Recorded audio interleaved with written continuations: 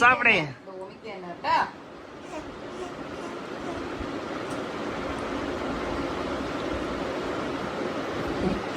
അവന് ഞാൻ കണ്ടുപിടിച്ചൊരു കാര്യം, പുളിപ്പ് ഇഷ്ടമാണ്, പ്ലസ് നമ്മൾ കഴിക്കുന്ന ഫുഡ്. അപ്പോൾ ഇതിപ്പം അശ്വത്തെ അമ്മ ആക്കിയപ്പോൾ ഹോം മെയ്ഡുമാണ്, പ്ലസ് പുളിപ്പുണ്ട്, പ്ലസ് ഉപ്പൊന്നും ഒട്ടും ഇട്ടിട്ടില്ല.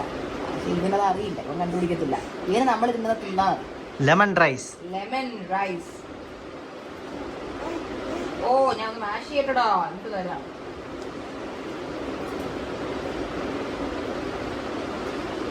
ഇത് മാത്രം കഴിച്ചാൽ മതി, രാത്രി സുഖമായിട്ട് കിടന്നുറങ്ങും.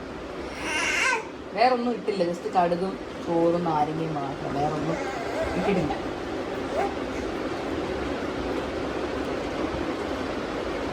സൂപ്പർ ഓമി, സൂപ്പർ സാവട്ടെ. ഓക്കേടാ. ചിന്താരിയാട് അത്യാവശ്യം കുറേ കഴിച്ചു ലെമൺ റൈസ്. സാധാരണ അവന്റെ വീട്ടിലെന്തെങ്കിലും കൊടുക്കുന്ന വെച്ച് നോക്കുമ്പോൾ ഒരുപാട് കഴിച്ചു.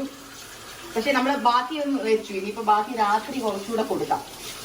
രാത്രി അതുകൂടെ കഴിച്ചാൽ നല്ലപോലെ കിടന്നുറങ്ങും. കാരണം രാത്രി ഇന്ന് ഭയങ്കര വിശപ്പാ. ഒരു 5-6 പ്രാവശ്യം എണീച്ച് പാല് കുടിച്ചാണ് കിടക്കണേ, അല്ലേ മുത്തേ? ഇനി മമ്മ ഫ്രൈഡ് റൈസ് കഴിക്കാൻ പോണം കേട്ടാ. ഓക്കെ, നീ അത് സഹകരിക്കണം, കാരണം എനിക്ക് വിശന്നിട്ട് വയ്യ, എനിക്ക് കൊതിയായിട്ട് വയ്യ.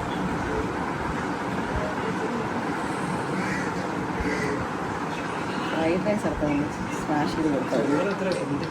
ചോറ് ഇച്ചിരി വേവാത്ത ഫീലിംഗ് ഉണ്ട്.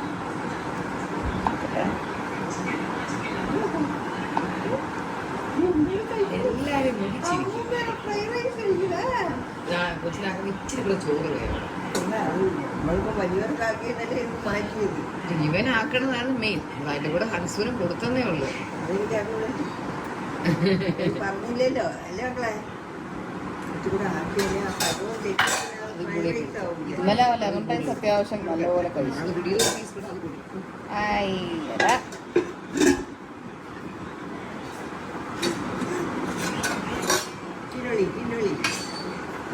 അമ്മ നാളെ ആക്കിത്തരും.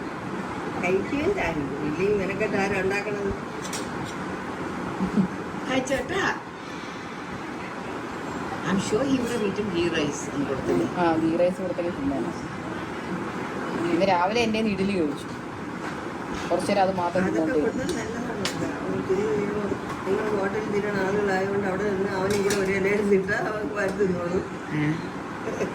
ഏലേ അവൻ ഇറക്കി കേട്ടോ കൊടുക്ക്. അറിയാം, ഞാൻ ഇച്ചിരി കൊടുത്തു.